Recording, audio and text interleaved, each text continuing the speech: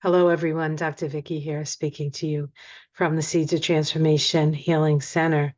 We're going to be looking at the remainder of February. I've already done a astrology Kabbalah, the Kabbalah for February, and the astrology up to the 17th of February. Today is the 18th, and so let's take a look at the next 11 days. Remember, February, we have a leap year this year, so perhaps this is the year for you to take that leap of faith. It's been very intense. As I sit here, we just got word of this past week of the death of Alexei Navalny. We also got a Judge Engeron gave us an amount that the Trump administration, this the Trump company owes $363 million to the state of New York. That may not exactly be what it is, but we're just going to say that's what it is because I'm not a lawyer, and let's just say he owes a lot of money. That coming off the week before, when E. Jean Carroll, or the week or two before, where E. Jean Carroll was awarded $83 million. Things are not looking good for the former president when it comes to his money situation. He seems to be getting in a desperate situation, as actually does Vladimir Putin. Seem like he's in a desperate he's in a desperate situation. Now, as actually how desperate is that? It's never, you never really know. You never really know with Putin. But this is going to be about the astrology of the month. And so that's just some of the stuff that's been going on this past week. We'll take a look at the week that we just had very briefly before we get into the week, the next 11 days of the month. So let's get started.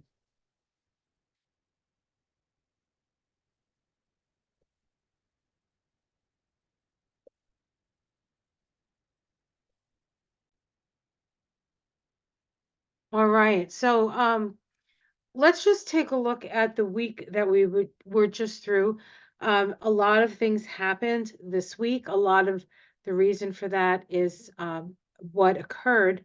The lot of sort of impetus to move us forward occurred this past week. So on the 13th, which was a Tuesday, Mars ingressed into Aquarius, and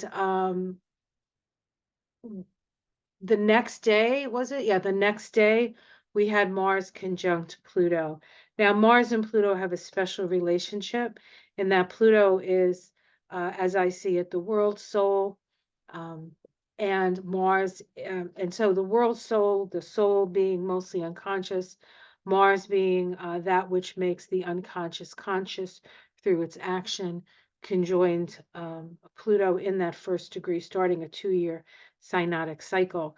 These synodic cycles give us a sense of what the world soul wants to express, what desire it wants to express. And of course, all of the conjunctions to Pluto are occurring in the first degree of Aquarius. And so we look at that Sabian symbol for the first degree of Aquarius, which is a mission in California. And the symbol really discusses or talks about the things that are built that will stand the test of time. The things that are being built now are things that um, will will sustain beyond our individual lifetimes. So there's this real energy and this real sort of stress on what we do now really counts, not just for the moment that we're in now, but also for the future. Um, on the 16th, which was Friday, Venus ingressed into Aquarius. And then by Saturday, Venus made the conjunction to Pluto in that first degree of Aquarius. And so we have now, as I sit here on the 18th, we have the sun in Aquarius, we have Mercury in Aquarius, we have Venus in Aquarius, we have Mars in Aquarius, and of course, the big kahuna, we have Pluto in Aquarius. So that's 5 planets in Aquarius. Now, today on the 18th, later tonight, as I'm doing this, the sun will ingress into Pisces. Okay. So the real intense Aquarian energy lasts for the weekend. And then we start to move, then things start to move out of Aquarius, but we still have Venus, we still have Mars, and we'll still have Pluto, and at the beginning of the week, Mercury, and then eventually on Friday, Mercury ingresses into Pisces following the sun. So there will be a little bit of a easement of the Aquarian energy. And of course, Aquarius is an air sign. It deals with high vibrational states. And so we're feeling perhaps a little burnt out from this experience. Our nervous system is being put under a lot of stress at this time. So you can feel more nervous or anxious at this time because of this. But as things start to move into Pisces, the energy shifts. But both Aquarius and Pisces are the most collective signs in the zodiac. And so when we're in these signs, when we're at the end of the tropical zodiac, and the sun and the personal planets move through Aquarius, and then when they move through Pisces, there's this sense of connectedness to all other things. And so what's going on in the world? So you can be sitting in your living room and you can feel the energy or feel the feelings that are coming through other parts of the world that you may not necessarily be connected to in any other way, but the fact that they're human and you're human. And so give yourself the space and the time that's necessary. Make sure that you're getting enough rest, even if there's a lot of work to be done and you're like, well, I have so much work to do. How can I rest? It's really important because it is so very taxing on the nervous system. And as I understand it, I'm no expert in this field. It's also been brought to my attention that we've had a lot of mass coronal ejections from the sun. So a lot of solar flares, and so when that happens, we get some really intense northern lights. As my teacher explained, solar flares, when we get these mass coronal ejections, our new souls being put into the atmosphere of the earth and exciting the earth. And so we're all a little bit more excited than usual. And we can certainly see that in the world as people all over the world, for all different reasons, are rising up and coming together to ask the question, why are we still doing this? Okay, so let's go into this week. On Sunday, we have today we have the sun ingress into Pisces. Today is a 28-1 vibration on the tree of life, and of course, a 1 day is always new beginning. So we have this sense of something new. We're in sort of a new place, as it were. That particular vibration on the tree of life is located in the Sephiroth associated with Uranus. So not only is there this energy of the new, but there's also this energy of the awakening.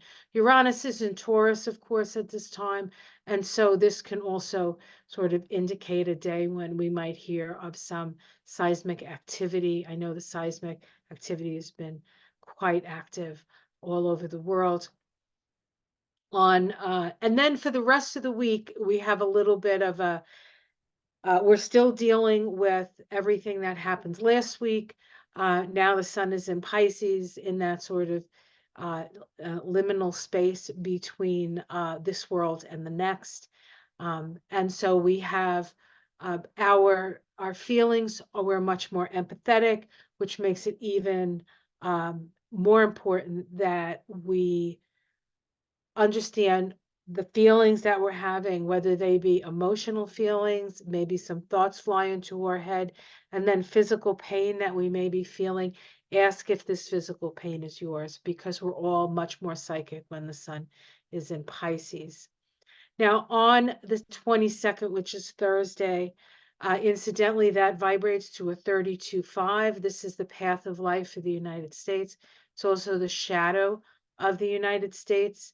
We have Venus, the feminine, conjunct Mars, the masculine, at 7 degrees of Aquarius. So we have the sun out of Aquarius, but now Venus and Mars makes a conjunction. This conjunction starts a 2-year cycle in the relationship between the masculine and the feminine. And we have that includes men and women, but it also includes the masculine and feminine within us. In a way, the masculine and feminine are on the same page, and that page, the title page is 7 Aquarius. The Sabian symbol for 7 of Aquarius is a child. A child is seen being born out of an egg. And we're going to go over this symbol and we'll look at it more closely to see what that might actually mean. On Friday, Mercury ingresses into Pisces. Okay, so now our mind is also in the great cosmic sea that is Pisces. And the things that are left in Aquarius are Venus and Mars coming off their conjunction, and of course Pluto. Pluto is there and will be there until September. It dips back into Capricorn until the 20th of November, when it goes into Aquarius and stays there for the next 20 years. So this little taste of Aquarius that we just had this week is a little bit more of the taste of Aquarius we're going to have over the next 20 years. Now, I don't want you to get nervous about that, because we're still in the process of breaking down the old.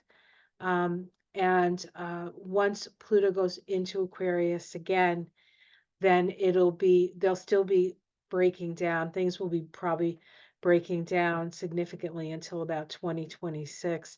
And then we might start to feel like things are turning around and moving in the right direction.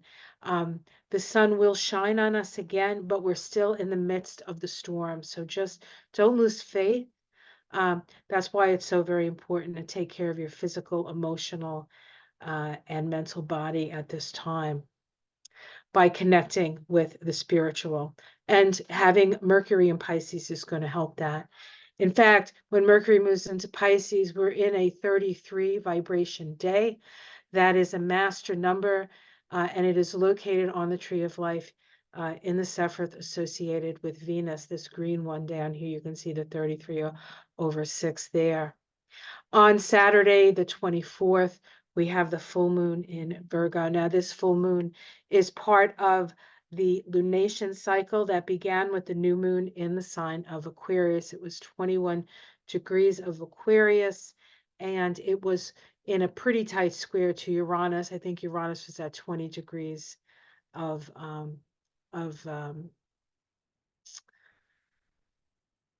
Taurus on that day. So, and the square to Uranus, to the north, then the new moon to Uranus, was a last quarter crisis in consciousness square, which is a rebellious square. So really, this is a time of uprising, and we will see it all over the world. And who knows, perhaps we'll see it in Russia as well. On the day of the full moon, which is at 6 degrees of Virgo, the Sabian symbol for that 6 degree of Virgo talks about coming to terms with the life force. Life force has its ups and downs, its cycles and habits of repetition. Nevertheless, we can achieve something lasting, finding poise amidst emotional turbulence. And that's really what we all need to do. We need to find that space of balance. And then we also have on that day Venus making a last quarter square to Jupiter. Last quarter squares are those rebellious squares, sort of turning our back on the way it used to be and looking towards the future. in the way that it could be, needs to be, because we're in a crisis of consciousness, a spiritual crisis, as it were. And of course, Venus and Jupiter are both benefics. So this is really, how can we help, right? How can we help? So let's look at the week ahead, and then we'll look at the next week after that. So this is, all right, what is this? Says Mars ingress into Aquarius. Is this, okay, all right. Oh, I went the wrong way. I'm so sorry, guys. I'm like, why am I looking at Mars in Aquarius? I pressed the wrong button. It happens. Okay, let's continue here. Oh, I know what happened. I know. Oops, I went too far. Okay, first thing. Here we go. This is the sun's ingress into Pisces. This is today, actually tonight. Um, I think, well, I think yeah, I was going to say, I think I'm going to be on Petty Boots when this happens, but I think it's going to be after that. It happens, I think, 10:30 tonight. I'm not sure about that. But it does happen tonight. And when we look at the sun's ingress into Pisces, let's just take a look. We can see here that the sun, where is the sun? Okay, here we are. The sun is here. We can see Mercury is still in Aquarius, Mars in Aquarius, Venus in Aquarius, Pluto in Aquarius. Mercury, Mars, and Venus all had to go through the gauntlet of Pluto. And now they're on the other side of it. So things have changed in the way we think, the way we act, and what is important to us. Okay. So when we look at Pisces, the sun in Pisces, we can look at the ruler of Pisces, the traditional ruler of Pisces is Jupiter in Taurus in the house of, and this is for the United States, so thank you very much for allowing me to do this for the US, Jupiter in the house of partners. We have Uranus here as well, although Uranus is not necessarily connected to uh, Pisces. We can also look to see where Neptune is, and Neptune, of course, is in Pisces, and in the fifth house of children. So this is perhaps a call to bring aid to our partners and compassion for the children. I would personally love to think that that's compassion for the children of Gaza and the Ukraine, and help for the Ukrainian cause. But I think the House of Representatives in the United States has gone on vacation because, you know, they work so hard.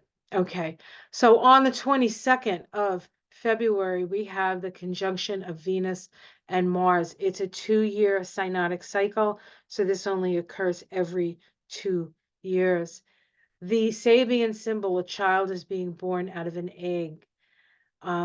This influences the way, or we're being asked to relate via the energy of Aquarius. The energy of Aquarius is the raising of all boats, right? It's about egalitarianism. It's about equality. It's about the male and the female being in balance with each other. And so the Sabian symbol for this, dramatic changes occur when entirely new mutations occur that break the traditions of the past. And so this is about breaking with traditions. I call this the Sabian symbol, the Mork from Ork Sabian symbol, somebody being born out of an egg, a whole new way of moving forward in our relationships, and really turning our back on the old ways of relating. Now, the old ways of relating have been power over, right? Power over. I'm more powerful than you, so I have the right to beat you up and take your land and bully you. We see it in Gaza. We see it in the Ukraine. We see it, we've seen it over and over again with with what we've done to the indigenous populations, the whole idea of colonization, and that whole period of time. Um, and that is the end. That this is the end of those ways of being now, or ways of working. Now, will we continue to do that? Well, yes, probably. It's not like suddenly miraculously going to change, but our consciousness has shifted. The people consciousness have shifted, and our focus, when they say we need to attack to this particular uh, situation, um, or like, there's more balance, there's more uh, a sense of what is right, and what is right for humanity as a whole, instead of just the elite as the ruling, so to speak, the ruling parties. So things will seem to get more, I think, more chaotic, in that we're moving in a different sort of way, but ultimately it's going to serve us all much better. And then we have the ingress of Mercury into Pisces.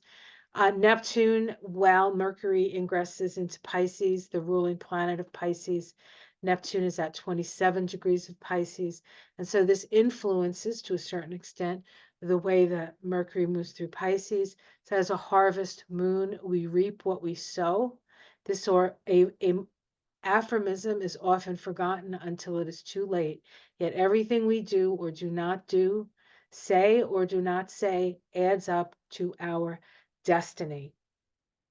And so, what do you want to be remembered for? Somebody who just like said, well, I don't have any power to change things, so I'm just going to keep my mouth shut and not say a thing, or I'm not even going to think about those things, or I'm not even going to care about what's happening with those things. Well, with Mercury and Pisces, the sense of us all being connected is just so powerful that it's almost impossible. Now, I want to point out here, to actually, you can say it, but to experience it may be a different thing.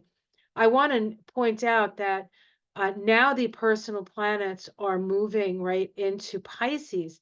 Now, they moved out of the realm of Scorpio, like they all had to move through Scorpio, but now they're sort of sandwiched between, uh, did I say Scorpio? I meant Pluto. They're sandwiched between Pluto and Saturn. And so now all of these planets have to move through this space that Pluto and Saturn are holding. Now, Pluto and Saturn, in their relationship to each other, is a new phase. And so we remember that Pluto and Saturn conjoined in January of 2020 in Capricorn. That cycle is a long, long cycle, right? It takes a long time for Saturn to come back around to conjoin Pluto. And so we're just at the beginning of that particular relationship. But now we have these personal planets sort of having to move through this space. Now, Saturn in Pisces is wrapping things up. Saturn, Pisces is the last of the zodiacal zodiac, right? The tropical zodiac, excuse me. Pisces is the last sign. Saturn going through that.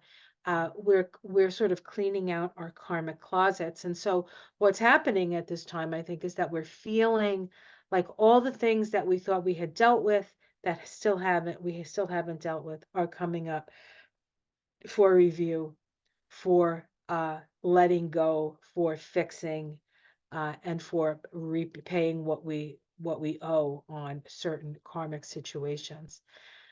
But the Sun and Mercury will eventually next week actually conjoin Saturn. And then once they do that, they'll be on the other side of Saturn. And then they have to move through the energy of Saturn and Neptune. Okay. So we are going through a lot of, I think, wrapping up of some pretty intense karmic situations, both collectively, nationally, depending on, the country, what that might look like, personally, right? Personally, maybe familially, maybe you're having this situation in your family of origin. Uh, just considering that it is a 33.6 vibration. This is the card associated with that vibration. This is standing your ground, standing your ground. So it's important at this time to stand up for what you believe, and you need to protect yourself, but you also need to have the higher ground. And so you want to get a broad perspective so you can see what's coming. And really, that's what astrology actually does. So here we have the full moon in the sign of Virgo. Okay. This is for the US. Thank you very much again.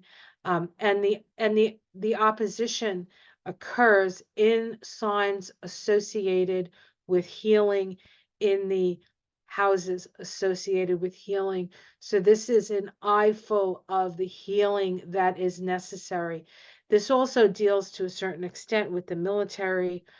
This deals with our things that are happening behind the scenes, and perhaps some situations we were not aware of, hidden enemies kind of things. I think we're going to get an eyeful of what has been going on. The Sabian symbol, and we can see here that we're definitely going to get some more information come in, because the vibration of that day is the Eight of Wands, and the Eight of Wands is really about information coming in fast and furious. Could it be some information about the connection of our former president and Russia? A little bit more information about that, perhaps, perhaps. The moon is at 8 degrees of Virgo, a merry-go-round, finding poise amidst emotional turbulence. And the sun is at 6 degrees of Pisces. We have to look at both because this is an oppositional force. Officers on dress parade tolerate others until they become intolerable. Okay. So, yeah, so you could do with that what you like. All right. Let's see here. And as I said, along with this full moon, we also have Venus make a last quarter square to Jupiter. Last quarter squares are about 3/4 around the 360-degree circle. That means it's at 270 degrees. Last quarter squares are always about crisis in belief or consciousness or crisis in thinking. So this cycle began back in 2023. This is a year-long cycle on the 2nd of March, and that vibrated to a 12-3. That's the Hanged Man. So this conjunction of Venus and Jupiter occurred. The Hanged Man suggests that we need to look at life from a different perspective. And it says 13 degrees of Aries, an unsuccessful bomb explosion, immature frustration. Now, this could also have something to do with the bomb that did not explode around the time of January 6th. So we might see something with that. Trying to change things hurriedly and without due process will always fail. This really just reeks to me of January 6th. So there may be some crisis that is created due to some sort of information, say the information coming in. Venus is now at 11 degrees of Aquarius. During a silent hour, a man receives a new inspiration which may change his life. Wow, that's interesting, right? Following inner guidance and inspiration in a crisis-producing square of reorientation to Jupiter at 11 degrees of Taurus, a woman watering her flowers in her garden, concentration of the mind on developing a mature sense of self. We can also ask what have you been watering? What seeds have you planted, and what have you been nurturing? Okay, these are the questions that we may ask ourselves. But there is definitely inspiration coming through from spirit.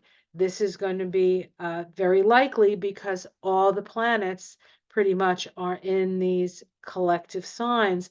We're closer to source now than we are at probably any other time in the cycle, especially as more and more planets move into Pisces.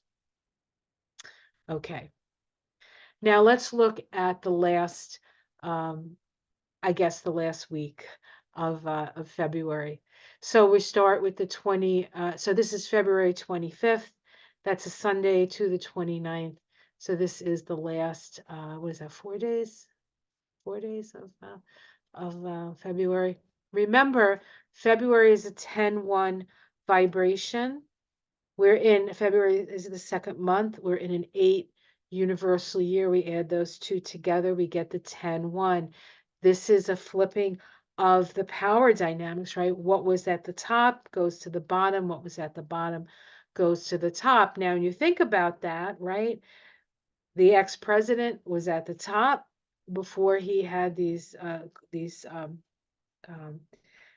uh, at the beginning of the month, we might say he was at the top, right? But then we had E. Jean Carroll, and then we had the New York Attorney General's case against him, and now we're also having um, uh, they're starting the case for Stormy Daniels, although that's not going to start till March. But they said it's happening. You can't get out of it, and they're starting to look for jury for that. So there's that, right? And then we look at somebody like Navalny, right, who was pretty much in the worst possible place anyone could ever want to be. And now he has passed on, but his star is about to rise. And as his star rises, Putin's stars falls. And as as Trump's star starts to fall, another star is going to rise up. Is it Joe Biden's star? Is what star is that? To a certain extent, yes, probably, but I don't think it's as um evident as the Navalny Putin shift. Okay. Um, so this is we're in perilous times for sure, but there is the promise of um, change. And if things are this bad, change would, I would imagine, be for the better, right? So on Tuesday, the 25th, we have Mars make a last quarter square to Jupiter. Now remember, Venus just made a last quarter square to Jupiter. Now Mars and Venus are moving together. Venus moves a little faster, so she gets there first. Now Mars gets there. This gives us the courage to take on adversities if you are threatened, but a defensive approach will work best. So we're willing to fight, but it's better just to defend your territory. On the 28th of February, this is an important day. It's a 3811 day. It's the Queen of Cups. It's in Bina. Bina is the place of the dark night of the soul. It is also the place of the divine feminine. And on that day, we have a triple conjunction. What is that? We have the Sun conjunct Mercury in Pisces. Now, Mercury is direct, so this conjunction is called a superior conjunction, and it does give us more perspective than inferior conjunctions and that happens when Mercury is retrograde. So we get some breadth of vision here between the Sun and Mercury, which can only really be 28 degrees away from each other at any time. And so they're because of where they sit in the solar system and where we sit in the solar system, they can't ever be too far away from each other, but they can be. This is when Mercury is further away from us, and so that helps it. But the Sun is in the middle, so it's like us, the Sun, and Mercury on the other side. And so Mercury is under the rays of the Sun, and so the Sun sort of takes the prominence in this relationship, as the Sun generally takes prominence in most relationships, being the center of all things and the life giver in our solar system. But once Mercury gets out from under the rays of the Sun, what is being what is being seeded at this time will become more obvious. We also have Mercury conjunct Saturn. Now, Mercury conjunct Saturn is a year-long synodic cycle. This is the start of that cycle. Again, because the Sun is there, it's not going to be as easy to see what this is, right? But if this is about the gathering of information for the structures needed for whatever it is that is symbolized by this Pisces energy. Now, Pisces can be compassion and an aid to those people who need aid. So this is an opportunity for us to perhaps create some sort of aid package to help those who need the help. And then we have also the sun conjunct Saturn. This is a year-long cycle, the sun-Saturn cycle at 10 degrees of Pisces. Of course, it's happening all on the same day. It's happening all in the same degree of Pisces, and we will look at that degree closely in the next couple of slides. This is the start of a year-long cycle that illuminates the structure needed to be more integrated and actuated. Okay, there's a important relationship between the sun and Saturn because the sun is the center of our solar system, and really Saturn is the outer edge of our conscious awareness. When we go beyond Saturn, we're dealing with the transpersonal planets, and those work in a more unconscious level. They don't, Saturn is very obvious. Like, when you're dealing with Saturn, it's in your face. You have to do something. Something needs to be done. If you do the wrong thing, it won't work. If you do the right thing, it does work. That's how Saturn works. Beyond that, Uranus, Neptune, Pluto, add Eris, add Chiron, add those energies that are beyond the orbit of Saturn. We have to depend more on our psychic senses for that. But when you see what the Sabian symbol is for 10 degrees of Pisces, you'll understand what's being required of us. On the 29th of the month, this is the leap year. We have Mercury making a waning sextile to Jupiter, waning sextile to Jupiter. These waning sextiles that we see are Aquarian in nature. Good communication skills and open self-expression make socializing rich and fulfilling. Making friends comes easier as others find you more approachable and friendly. So this is a really, that leap year day is a great energy for making new friends, finding your tribe, coming together in groups to allow the group energy to impress your intentions for the world, your intentions for the life, your intentions to shine your light. So the Sabian symbol for 10 degrees of Pisces. An aviator pursues his journey flying through ground obscuring clouds. The keynote, man's ability to develop powers and skills which by transcending a natural limitation, that would be Saturn, okay, allows him to operate in the mental, spiritual realms. Highest levels of achievement. Only a few manage to go beyond levels of normal excellence to master their chosen craft and skill set, attaining the highest level of responsibility that you can manage. It's time for you to turn on your light, folks. It's time for you to turn on your light. On the 27th, we have Mars square Jupiter. This is that last quarter, right? It's 3/4 way around a 360-degree circle. It's a crisis in consciousness, thought. It's a spiritual crisis. This is a spiritual crisis, a crisis in consciousness on the seeds planted at the Mars-Jupiter conjunction. And because we're dealing with Mars, all Mars cycles are 2-year cycles. So this cycle actually began in 2022. And it occurred at 4 degrees of Aries. The day that it occurred vibrated to a 40/4. That is Donald Trump's path of life. Okay. The day that this square occurs is the King of Cups day. It's a 3711 vibration. This is Trump's shadow. So we could possibly see a little bit more of something happening with Trump at this time, okay? But we'll just look at the Sabian symbol that started this all. 4 degrees of Aries, 2 lovers strolling through a secluded walk. It says balancing the inner feminine and masculine polarities. That's what was being asked of us when these two planets conjoined. Okay.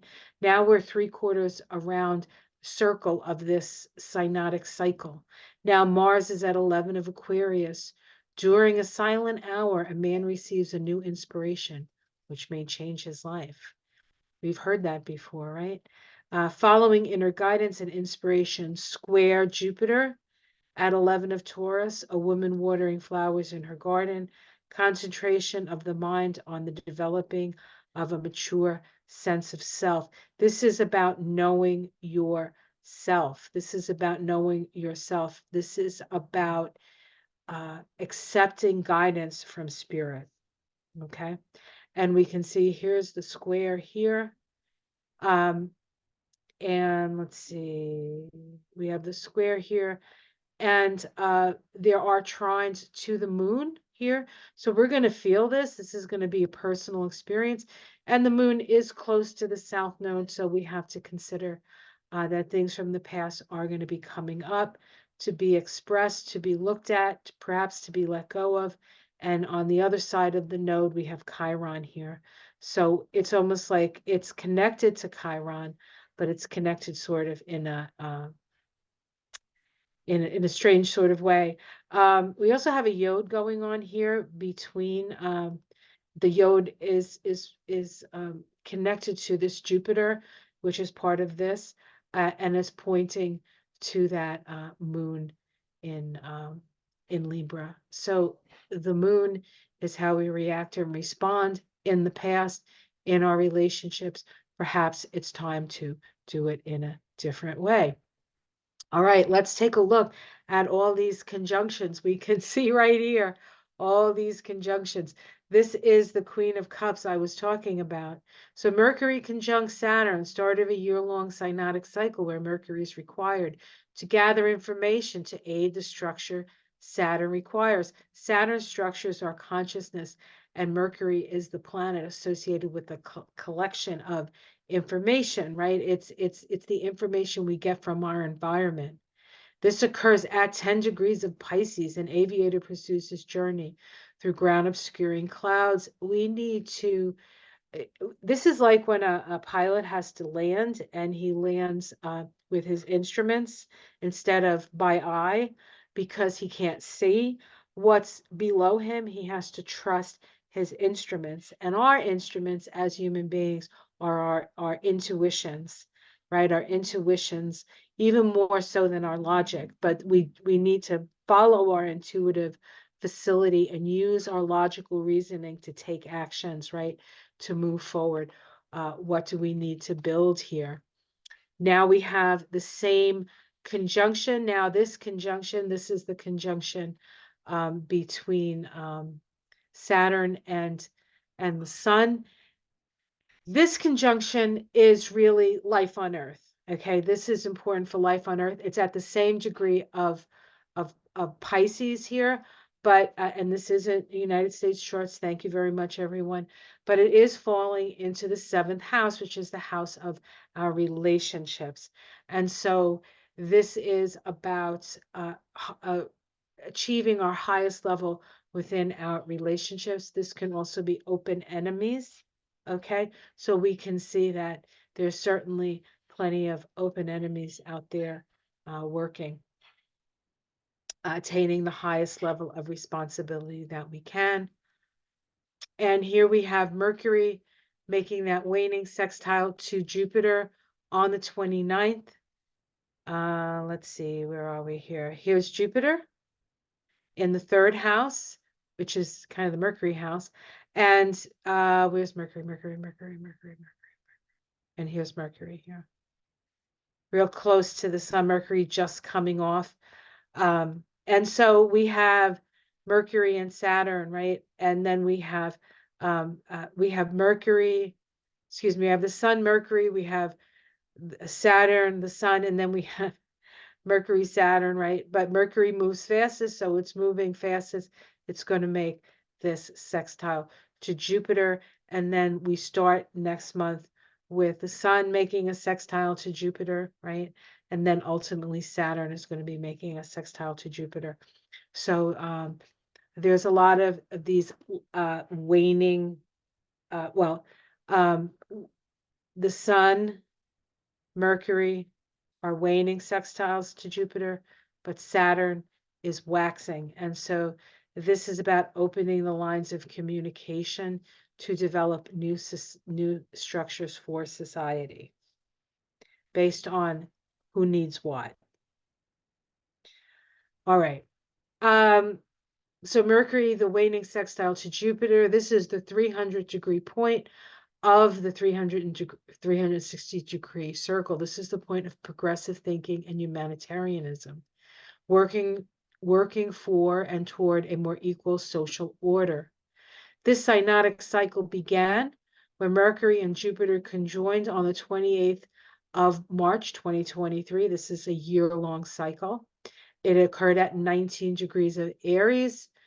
The magic carpet was the symbol, rising above ordinary perceptions. Here's another indication that we need to rise above ordinary perceptions, and that started last year. So these hints for us to open up our third eye, to become more psychically, intuitively aware of the energetics that we're surrounded with, has been a call for a while now.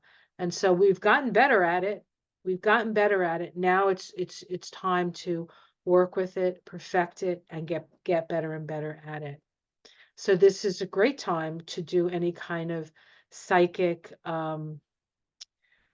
development, or developing your healing skills, developing your knowledge of energetics and different ways of looking at the world, less from a mundane perspective and really more from an astral or galactic perspective. This is a great time to learn astrology or listen to astrologers. There's a lot of great astrologers out there giving a lot of good information. Okay. All right. So now Mercury is at 12 of Pisces. This in the sanctuary of an occult brotherhood, newly initiated members are being examined and their character tested. We are brought to a focus and challenge to produce our best results in order to measure and improve. And this is sextile Jupiter at 12 degrees of Taurus, the fruits of our desires, the externalization of the desire principle expressed in a tangible form, wishing for more. What are we wishing for, folks? Are we wishing for more stuff? Are we wishing for more peace, more love, more communication, more connection, less fighting? What are we wishing for? Right? This is the time. We have the power, guys. We are co-creative with spirit, but we have to be willing to put our egos aside. Our egos are very necessary. We wouldn't be able to live on planet Earth without an ego. If we were all just souls floating around, we'd get squashed, because the ego is a protective mechanism and an interface between our spiritual and our more dense physical experience. So it's the interface between our spiritual understanding, our spiritual energy, our knowingness in that realm, and bringing it down to earth so we can utilize it for the betterment of all concerned. All concerned. Okay. So that is the story, Morning Glories. It promises to continue to be a transformational, change-packed month. Utilize your intuition. Give yourself the space that you need. There's a lot of suffering on the planet right now. And part of that suffering is part of a cycle of releasing the need to suffer. And so you can support people through their process, but you don't necessarily want to take the suffering on. This isn't about taking on the suffering. This is about moving through with an understanding and a heart full of love, because the only thing that can really heal this is love.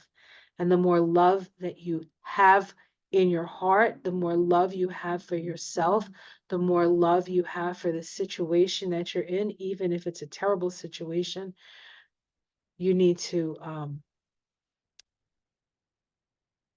count your blessings. Count your blessings. I feel blessed by having you be part of my life, and hopefully I can be a blessing to your life. Have a great rest of the month, and I will see you for the Taroscopes for March soon. So keep your eyes peeled for that. Until then, have yourself a good day and namaste.